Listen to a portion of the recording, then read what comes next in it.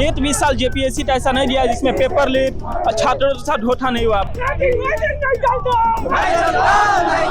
हेमंत सोरेन जी इतने तानाशाह हैं, हम लोगों का सुनते नहीं। स्टूडेंट को किसी पार्टी का भरोसा नहीं रहा झारखंड में कि अब एग्जाम होगा और अब उनका सिंडिकेट चलेगा, तो हम लोग आंदोलन करते हैं। और परीक्षा कौन देता है? जो माफिया लोग हैं, जो उस तंत्र से जुड़े हैं और 30 से 40 लाख लेकर के आप वो सिस्टम में चले। 2003 से लेकर के अभी तक 14 जेपीएससी तक हुआ है और जेपीएससी के अंदर जितने भी अदर एग्जामिनेशन हुए हैं, अभी तक कोई भी एग्जामिनेशन ऐसा नहीं है जो हाईकोर्ट के दरवाजे तक पहुंचा है। कि झारखंड को भी झारखंड के छात्रों के साथ अन्याय नहीं चलेगा और इसका परिणाम है। उम्मीद है जेपीएससी और जेएसएससी में छात्रों के हित में निर्णय जाएगा। कि झारखंड सबसे पिछड़ा राज्य है, जब झारखंड सबसे पिछड़ा राज्य है तो सबसे ज्यादा कटअप क्यों जाता है? सबसे पहले तो मैं प्रभात खबर जो अखबार है डेली आता है उसका बहुत आभार प्रकट करता हूँ, क्योंकि उन्होंने हर बार खुलासा किए। झारखंड में सरकारी परीक्षाओं का हाल ऐसा है कि जो किसी से छुपा नहीं है।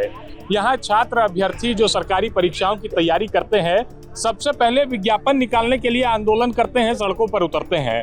फिर परीक्षा को सुचारू रूप से चलाने के लिए आंदोलन होता है, फिर रिजल्ट के लिए आंदोलन होता है और अंत में नियुक्ति तक के लिए भी आंदोलन होता है। इस वक्त जेपीएससी जेएसएससी का मामला जो है झारखंड में तूल पकड़ चुका है।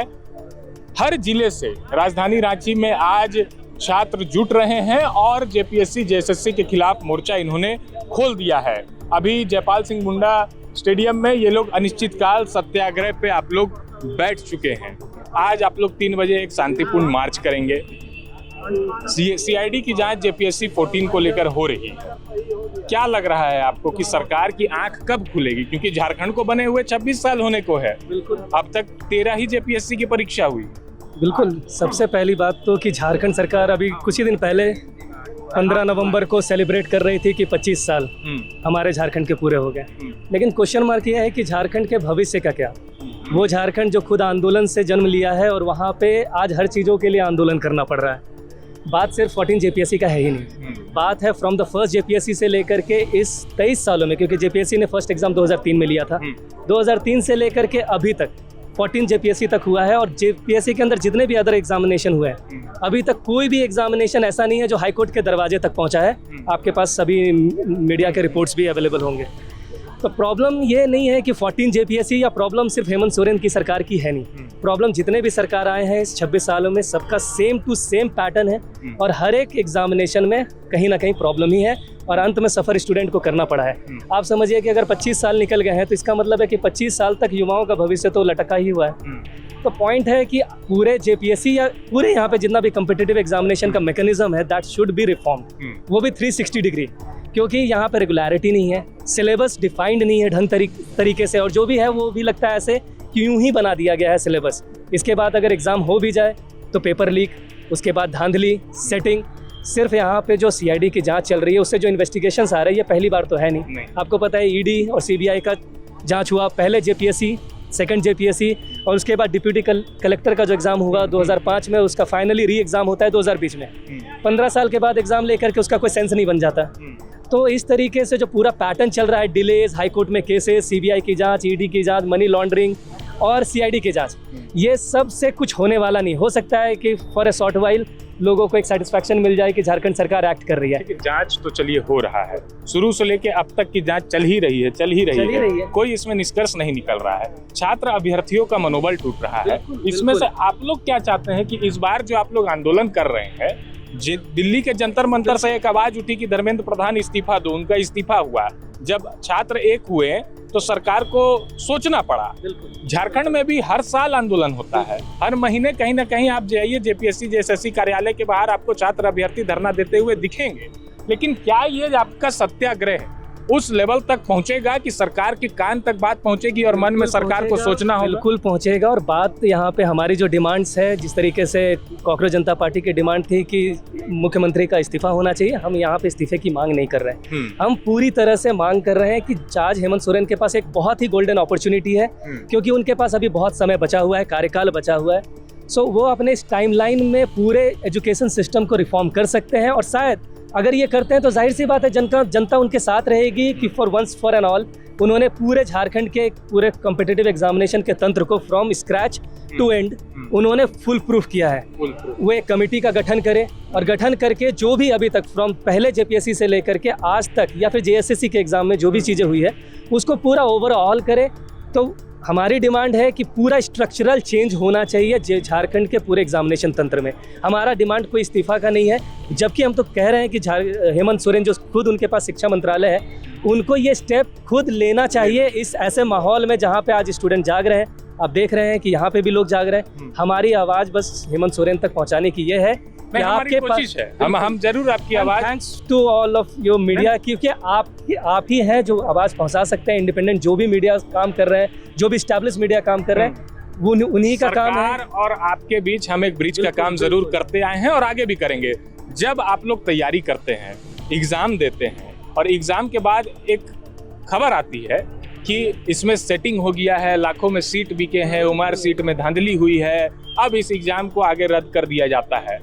अब कई परीक्षा ऐसी है, फर्स्ट टाइम नहीं है। इसको लेकर फिर छात्रों का मनोबल कितना मजबूत रहता है? क्योंकि सिर्फ रांची के छात्र की बात मैं नहीं कर रहा हूँ, दूर सुदूरवर्ती इलाकों से लोग आके यहाँ पे तैयारी करते हैं, पढ़ाई करते हैं, किस हालात में रहते हैं हमने देखा है। बिल्कुल निश्चित रूप से जिस प्रकार से अगर जब पेपर धांधली के जब छात्रों तक ये पहुंचती है कि पेपर धांधली हो गया तो अंदर से मनोबल टूट गया है। जो 4 साल पहले तैयारी करते थे छात्र, जो 4 साल से कोई एग्जाम का 90% स्टूडेंट जो है लाइब्रेरी जाना छोड़ दिए, पढ़ना छोड़ दिए, किसी काम प्राइवेट काम में ज्वाइन कर लिए, क्योंकि वो अंदर से टूट चुके हैं। अब छात्र घर से निकलता है, काफ़ी अब जान रहे हैं कि यहाँ जितने भी छात्र, चाहे गाँव का एरिया हो चाहे रांची का एरिया हो, जैसे हम लोग बाहर से आते हैं, काफ़ी घर से पैसा आता है, मिनिमम अमाउंट आता है, तो उसी में हम लोग को पढ़ना। अब घर वाला कब तक देता रहेगा? एक समय सीमा तक, मान के 2 साल 3 साल, हमेशा अब 10 साल का वो नहीं बॉन्ड में लिखवा लिए कि हम लोग के यहाँ रहेगा, तो घर वाला को भी जवाब देना मुश्किल हो जाता है। घर वालों को भी जवाब देना मुश्किल हो जाता है। अच्छा, आप लोग इतना तैयारी कर रहे हैं, आज जो सत्याग्रह पर आप लोग बैठ जाएंगे, इसके बाद कितने दिनों तक ये सत्याग्रह चलेगा कि जब तक ये रिफॉर्म्स नहीं हो जाए, सारी चीज़ें सुधर ना जाए? तो ये आंदोलन आप लोग अडिग रखे हैं कि नहीं, इस बार बदलाव करके ही छोड़ेंगे? देखिए, आपके माध्यम से हम बताना चाहते हैं, युलगुलान के महानायक शहीद बिरसा मुंडा की धरती है और आपका जो तस्वीर भी लगी है। और ये आपके माध्यम से मैसेज है, और प्रभात खबर बोलता है अखबार नहीं आंदोलन, ठीक है? तो आपको बहुत बहुत धन्यवाद। तो कम से कम ये दिए हैं और आंदोलन को आप दिखा रहे हैं। जो आपकी सवाल थी, तो ये मांग कब तक जारी रहेगी, ये डिमांड जो हमारा धरना प्रदर्शन कब तक जारी रहेगा? तो जब तक हमारी जो डिमांड्स है, हमारे जो जेपीएससी में धांधली हो रहे, जिस तरह झारखंड में शिक्षा व्यवस्था एकदम खत्म होने जा रही है, यही हेमंत सोरेन जाके विधानसभा में बोलते थे तो नई शिक्षा नीति जो है 2020 उसको लागू होने नहीं देंगे, लेकिन 5700 से अधिक स्कूलों को क्लोजर मर्जर के नाम पर बंद किया गया है। क्लस्टर सिस्टम के नाम पर झारखंड के बच्चों को पढ़ने नहीं दिया जा रहा। हम देख रहे जिस तरह से जेपीएससी में, मैं खुद जेपीएससी द्वारा आयोजित जेट का कैंडिडेट हूँ, बोकारो में मेरा सेंटर दिया था, लेकिन 2.5 घंटे बाद मेरा पेपर मिल रहा है और वहाँ पर पेपर का नंबर अलग है, उमर सीट का नंबर अलग है, कैंसिल भी किया गया। लेकिन जो बात है, हम तो, मेरा भविष्य तो मेरा है, लेकिन मेरे साथ मेरा पूरा परिवार का, माँ का, बाप का, भाई का, अड़ोस पड़ोस रिश्तेदार सबका भरोसा है। तो 32 साल उम्र होगा, 30 साल उम्र होगा, क्या कर रहा? लास्ट में मेरा दोस्त लोग जो चुटिया में, देखिएगा चुटिया में मैं रहता हूँ रांची में, चुटिया में वो लोग ब्लिंकेट ज्वाइन कर रहा है, घर से लात मार रहा है उसको। तो इसके लिए जिम्मेवार कौन है? हम इतना दिन से मेहनत कर रहे हैं, इतना दिन से मेहनत कर रहे हैं, घर वाला पैसा दे के कितना 5000 3000 देता है, छोटे छोटे रूम में हम लोग रांची में रहते हैं। अब जाइए मोराबादी में,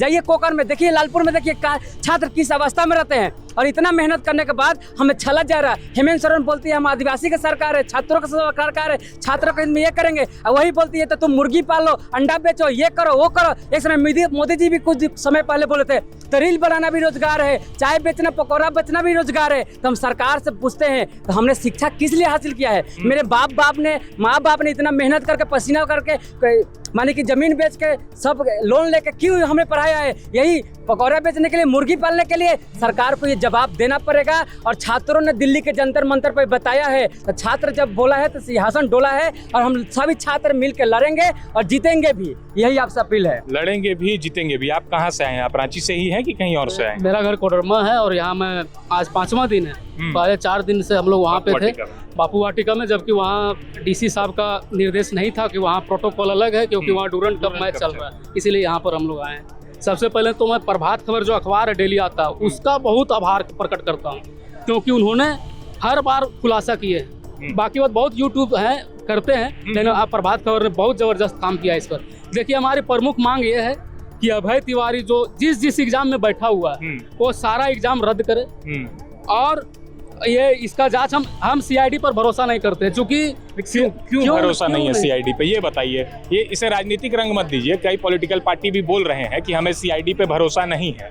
आपको क्यों नहीं भरोसा? एज अ स्टूडेंट बताइए। एज अ स्टूडेंट हम आपसे पूछना चाह रहे हैं कि जब सीजीएल का जो कोर्ट में मामला था, कोर्ट का फाइनल जजमेंट था कि सीआईडी की टीम और एसआईटी की टीम अगले 6 महीना में पूरा जो धांधली हुआ उसका रिपोर्ट सौंपे, तो क्या सीआईडी ने रिपोर्ट सौंपा?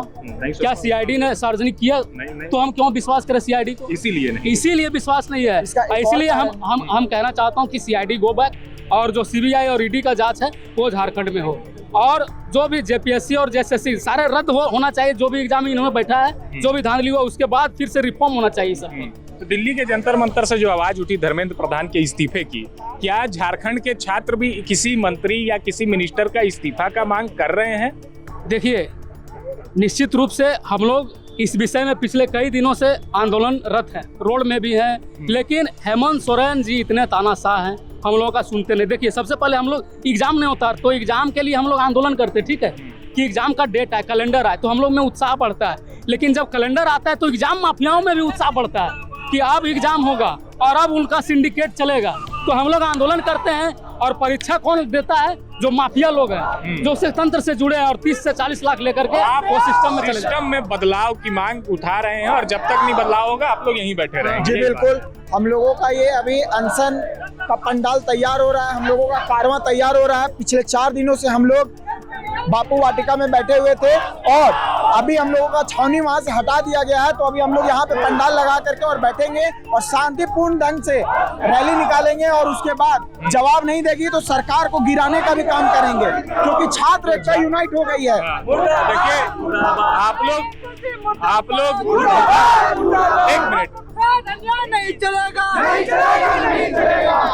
आप लोग सब कोई आज यहाँ पे